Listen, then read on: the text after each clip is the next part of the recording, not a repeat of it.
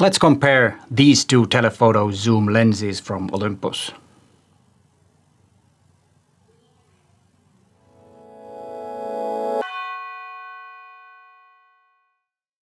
Hi there, I'm Peter Forsgård, a professional photographer from Helsinki, Finland.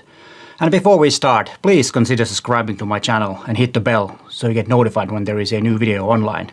My channel is all about you getting to be a better photographer. I haven't said that for many videos, and I think it's time to remind you guys that if you really like my content, please consider subscribing. But let's get into the business and start talking about these two lenses and what are the main differences between these two. Of course, the obvious one is the focal length. You have the old 4/3 lens that is from 50 to 200, and then the newer M Zuiko version is 40 to 150. And you might not think that it's that much of a difference, and you're right, it might not be. But there is a big difference in longer end. I think 150 to 200 is quite a lot of difference. And here you can see the differences. This one is 200 millimeter and this is 150 millimeter, taken from the same spot. And then the wider end of these lenses, 40 and 50. And as you can see, the reach with the 200 millimeter is a bit longer than 150. So that might be the decisive thing that you might want to find a used 50 to 200 millimeter Zuiko lens. But remember, if you need to or want to get one of these, you need an adapter. And I was talking about the adapters and of course about this lens in this video that you might want to watch. And then other differences is of course the size. The older version is a bit more heavy. It's heavier lens.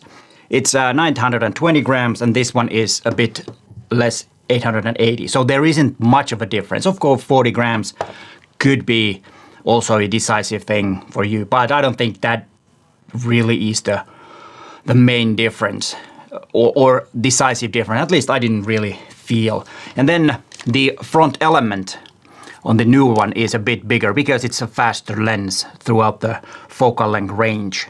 Because this one is 2.8 at 50, but it's 3.5 when it's has its biggest reach with 200 millimeter.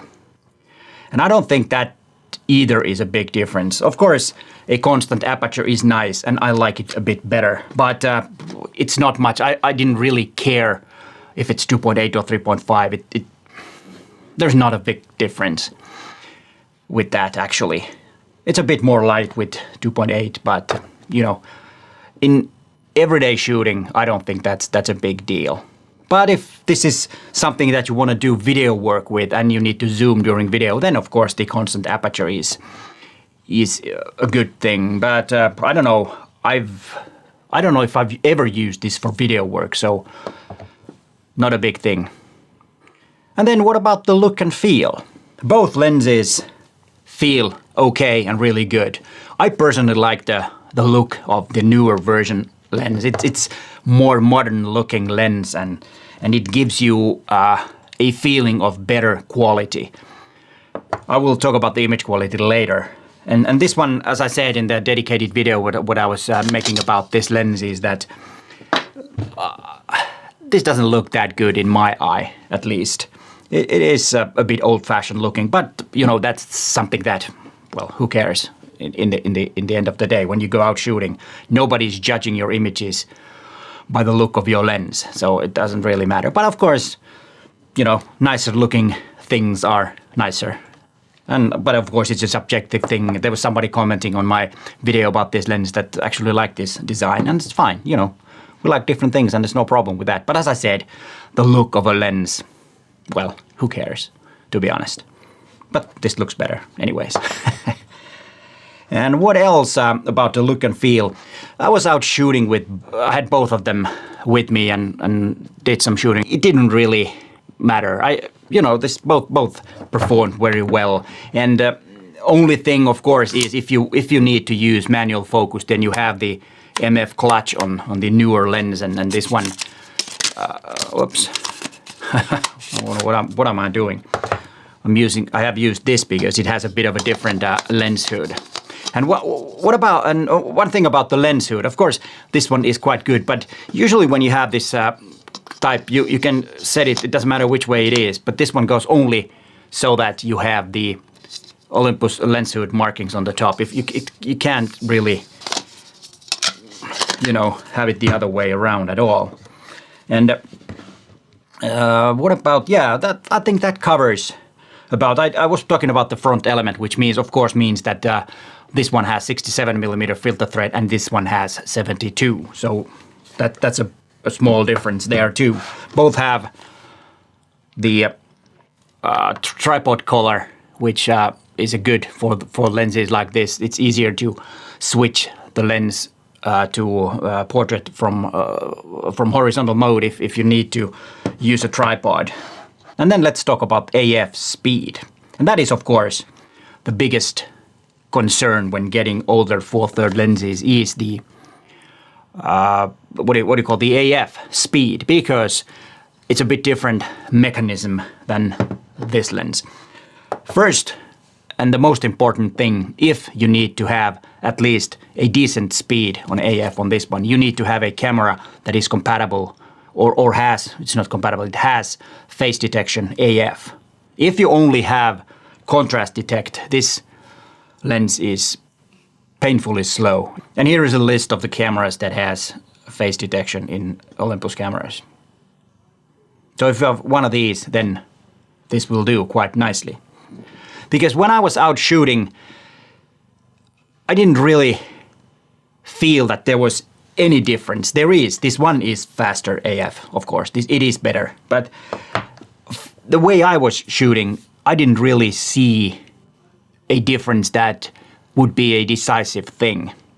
Which comes to the interesting point about the AF speed that, of course, for flying birds, you need to have faster AF.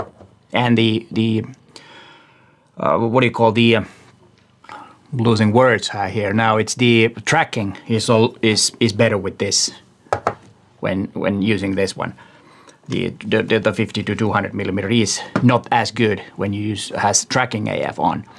But if you have stationary subjects, you do some details or want to do some telephoto lenses in a city to squeeze the perspective or something like that, then this will do fine. No problem with that. But if you are photographing fast-moving subject, I would go with the newer lens.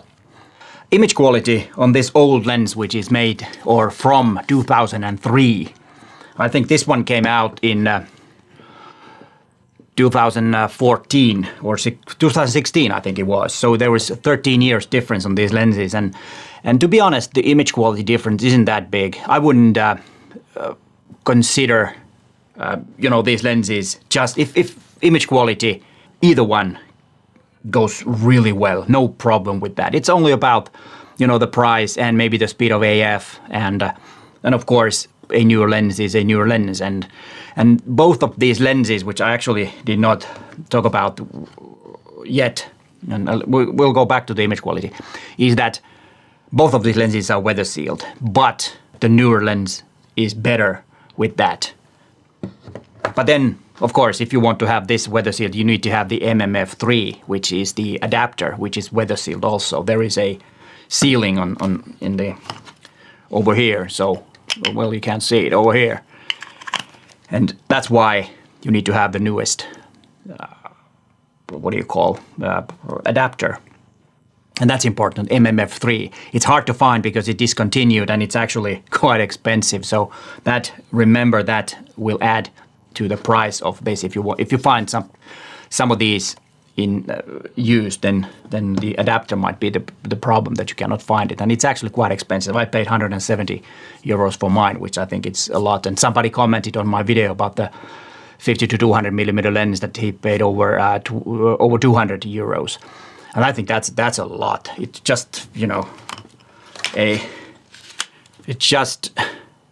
plastic ring which has some electricity going through. So I think it's quite a lot. You can get speed boosters with that price.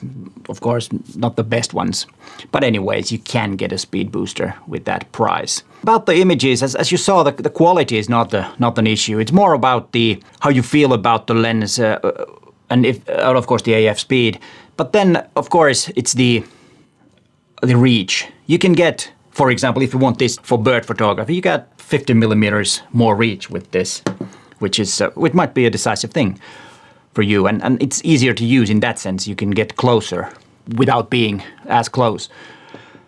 I was really happy with the older lens, and I talk more about the value for money when we talk about or we will talk about the conclusion of this all.